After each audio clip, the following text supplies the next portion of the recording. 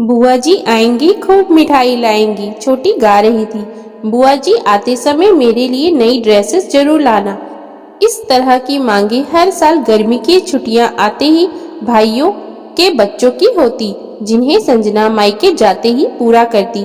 वो भी अपने भाई भाभी के बच्चों से बहुत प्यार करती, जैसे कि हर बुआएं अपने भतीजा भतीजे को करते हैं। मगर एक बार जब संजना मायके गई तो बड़े भैया भाभी की बातचीत सुन उसके पांव तले की जमीन ही जैसे खिसक गई। बड़ी मुश्किल से दोनों का तलाक कराया। भाभी कह रही थी, और क्या अगर तलाक नहीं होता तो क्या संजना हमें इतना देती? देखना, बड़ी की शादी में कम से कम 10 लाख उससे लूंगा। भैया कह रहे थे, बदले में क्या देते हैं हम लोग? हर साल एक मामूली साड़ी पकड़ा देते हैं। वह इतने में भी अपना सब कुछ लुटा रही है। हंसते हुए उसकी भाभी ने कहा, तो वह जैसे धड़ाम से जमीन पर आ गिरी। सच में उसका शोषण तीनों भाइयों ने किया है। उसे याद आ गई 15 साल पहले की घटना। उसके विवाह के लिए लड़का देखा जा रहा था। पिताजी तीनों बेरोजगार बेटों की लड़ाई व बहुओं की खींचातानी झेल न पाए और गुजर गए। फिर तो उसकी शादी के लिए रखे 5 लाख वे सब खूबसूरती से डकार गए।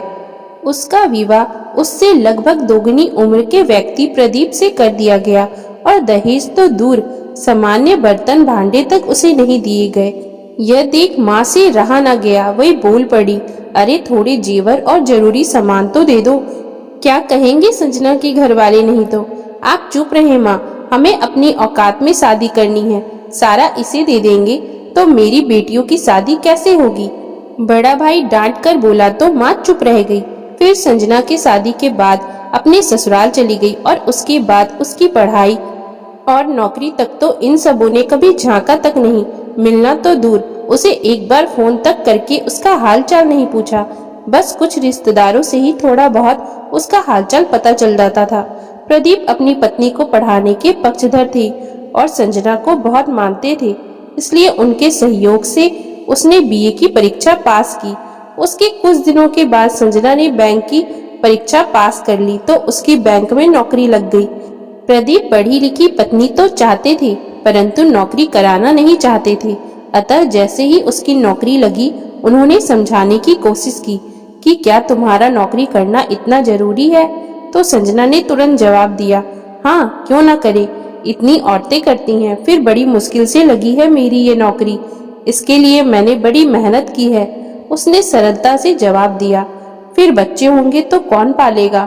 क्यों, दाई रख लेंगे, आजकल बहुत से लोग रखते हैं। मैं भविष्य की इस छोटी सी समस्या के लिए नौकरी नहीं छोड़ सकती हूँ। इस दो टूक जवाब पर प्रदीप कुछ नहीं बोल सके, पर उनका जमीर इस बात को स्वीकार न कर सका कि लोग उन्हें जोरू का गुलाम या जोरू की कमाई खाने वाला कहे। इधर उसके मायके के लोग उसकी नौकरी की खबर सुनते ही मधुमक्खी के समान आ चिपके। कई बार पति पत्नी की लड़ाई में मायके वाले फायदा उठा लेते हैं। यहाँ भी यही हुआ। संजना के घर वाले एक दिन संजना से मिलने के बहाने उसके घर आ गए और संजना की नौकरी के बारे में कुछ नहीं जानते हैं ऐसा नाटक भी किया। संजना ये सब कुछ समझ नहीं पा रही थी। फिर संजना ने अपने मायके वाले की अच्छी खातिरदारी करी और बच्चों के हाथों में सामान और पैसे देकर उनको विदा किया। ये सब देखकर भैया भाभी के मन में जलन की भावना और लालच भर उठा। वो लोग यही सोचने लगे कि इस समय अगर संजना हमारे घर में होती तो इसका सारा पैसा हमारा होता, तो हम लोग खूब ऐश करते। यही सब सोचते हुए उसने एक प्लान बनाया कि अगर उन दोनों पति पत्नी को हम अलग कर देते हैं तो संजना का सारा पैसा हमारा हो सकता है। और उन्होंने वही किया। उन्होंने उन दोनों के बीच में ऐसी गलतफहमी पैदा कर दी कि संजना मायके वालों के उकसाने पर प्रदीप के ऊपर तलाक का केस करके नौकरी पर चली गई। बाद में आपसी सहमति पर तलाक भी हो गया। इसके बाद इस दूध देती गाय का भरपूर शोषण सबने किया। कभी बड़े भैया की लड़की का फॉर्म भरना है, तो कभी किसी की बीमारी में इलाज का खर्च, तो कभी कुछ और। ऐसा करके 1-2 साल वे सब इससे अच्छी खासी रकम झटक लेते थे। उस वक्त संजना का वेतन 30,000 था। उसमें सिर्फ 10,000 किराए के मकान में रहने खाने पीने वगैरह में जाते थे। बाकी भाइयों की भेंट चढ़ जाता था। मगर उस दिन की भैया भाभी की बातचीत ने उसके मन को हिलाकर रख दिया। उसके बाद वह 3 दिन के लिए छुट्टियां लेकर किसी काम से रामगढ़ गई थी, तो वहां संयोगवश उसके पति साइकिल पर फेरी लगाते दिख गए। उसने अचंभित होते हुए पूछा, ये क्या गत बना रखी है? औपचारिक पूछताछ के बाद उसने पहला प्रश्न किया। कुछ नहीं, बस जी रहे हैं। तुम कैसी हो? उन्होंने डबडबाई आंखों को संभालते हुए प्रश्न किया। मैं ठीक हूँ। आपकी पत्नी और बच्चे? उसका दूसरा प्रश्न था। पत्नी ने मुझे छोड़कर नौकरी का दामन थामा, तो बिन पत्नी बच्चे कहाँ से होते? उन्होंने जबरदस्ती हंसने का प्रयास करते हुए कहा। गांव में कौन कौन है? पिताजी का निधन तुम्हारे सामने हो गया था।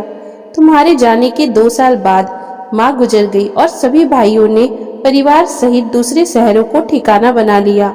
उनका सीधा उत्तर। और आप? इस प्रश्न पर वे थोड़ा सकुचा गए, फिर बोले, मैं यहीं रामगढ़ में रहता हूँ। सुबह से शाम ढले तक कारोबार में लगा रहता हूँ। सिर्फ रात में कमरे में रहता हूँ। मुझे अपने घर ले चलिए, कहकर वह जबरदस्ती उनके साथ उनके घर में आ गई।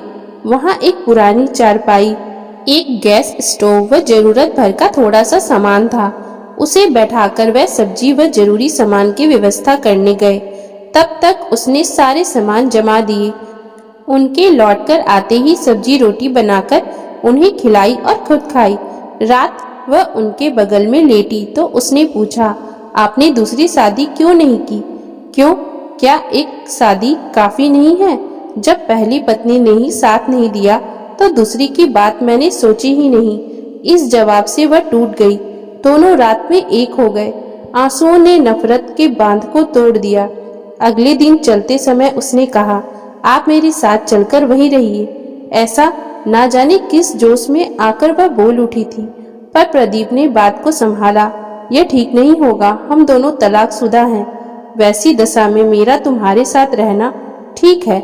मैं झारखंड में रहती हूँ। आप 1 महीने में एक बार वहाँ आ सकते हैं? उसने पूछा। मिलने में कोई बुराई नहीं है। प्रदीप ने फिर बात को संभाला। फिर बस स्टैंड तक जाकर बस में बैठा आए और हाथ में 500 रुपए रख दिए। प्यार की भूखी संजना इस व्यवहार से गदगद हो गई। दूसरी ओर अपने सगे भैया भाभी की कही बात उसे तोड़ रही थी। सच कड़वा होता है, मगर यह इतना कड़वा था कि इसे झेल पाना मुश्किल हो रहा था। उसके यही सब सोचते जब उसके मोबाइल की घंटी बजी तो वह वर्तमान में लौटी। क्यों इस बार छुट्टी में नहीं आ रही हो? उसके बड़े भैया का स्वर था। नहीं, इस बार आना नहीं हो सकता। उसने विनम्रता से जवाब दिया। क्यों, क्या हो गया? कुछ नहीं भैया, बस जरूरी काम निपटाने हैं। इस पर फोन कट गया। इसके बाद वह कई महीने मायके तो नहीं गई, पर हर माह रामगढ़ हो आती थी।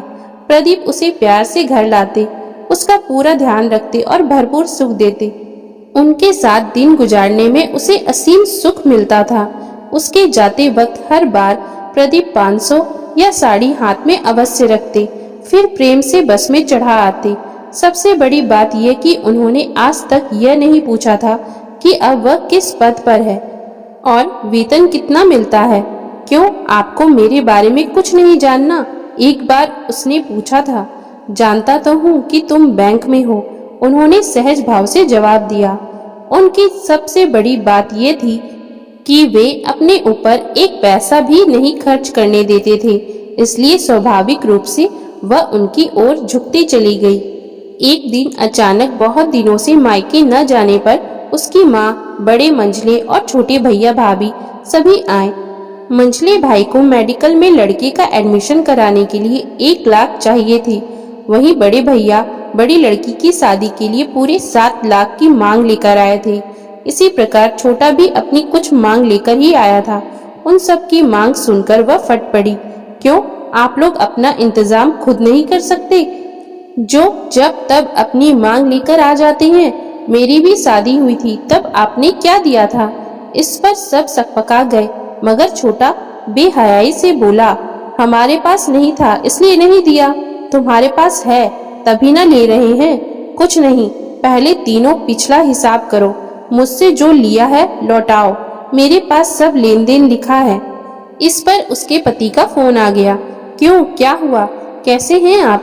बस 2 दिन से थोड़ा सा बुखार है, तुम्हारी याद आ रही थी इसलिए फोन कर दिया। पति का थका स्वर सुनकर वह तुरंत बोली, रात की बस पकड़कर मैं आ रही हूँ, आप चिंता ना करें। फिर वह फोन रखकर जल्दी जल्दी जाने का सामान पैक करने लगी। क्या हुआ, अचानक कहाँ चल दी? माँ ने घबराकर पूछा। जा रही होगी कहीं गुलछर्रे उड़ाने, मंझला भाई बोला। सुनो, अलबत्ता अपनी औकात में रहकर बोला करो, ये मेरे पति का फोन था। यह सुनकर सभी की आंखें फटी रह गई। तलाकशुदा पति से तेरा क्या मतलब है? उसकी माँ बोली।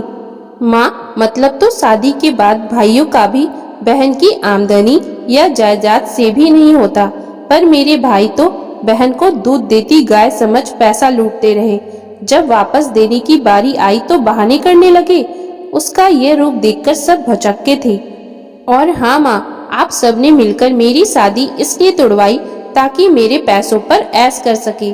बेटा, तुम गलत समझ रही हो, माँ ने फिर समझाना चाहा। सच क्या है माँ, ये तुम भी जानती हो। पूरे 5 लाख जो पापा ने मेरी शादी के लिए रखे थे, इन तीनों ने डकार लिए थे।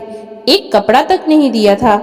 फिर 5 साल तक कोई हालचाल नहीं पूछा, लेकिन जैसे ही नौकरी मिली चट से आकर सट गए। और तुम माँ होकर हाँ में हाँ मिलाती रही। ये कड़वा सच उन सबके कानों में शीशे की तरह उतर रहा था। आप लोग जाएं, क्योंकि मुझे रात की बस से उनके पास जाना है। जब मेरा पूरा पैसा देने लायक हो जाए तो आ जाइएगा। इतना कहकर वह तैयार होकर घर से निकली तो वे सब हाथ मलते ऐसे पछता रहे थे जैसे कोई खजाना हाथ से निकल गया हो। और वह तेजी से बस स्टैंड की ओर बढ़ती जा रही थी। और फिर वो अपने पति से मिलकर फिर से एक होने का फैसला लिया, जो उसने अपने परिवार वालों के लालच और बहकावे में आकर तोड़ा था। तो दोस्तों, अगर आपको हमारी आज की ये कहानी अच्छी लगी हो तो कृपया आप हमारे चैनल को लाइक, शेयर और सब्सक्राइब जरूर कर लें, जिससे हम आपके लिए और भी अच्छी अच्छी कहानियाँ लाते रहें। Thank you for watching.